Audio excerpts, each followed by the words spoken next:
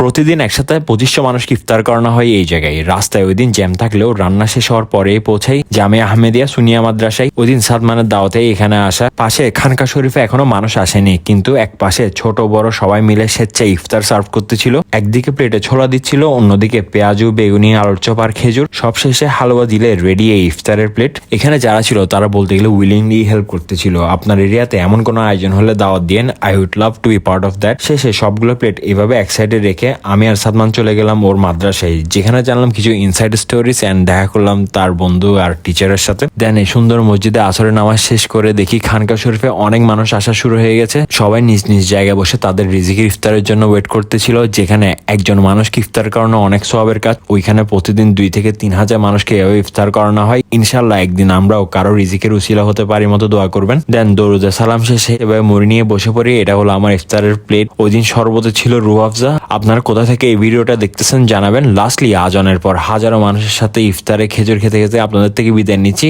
আল্লাহ হাফেজ।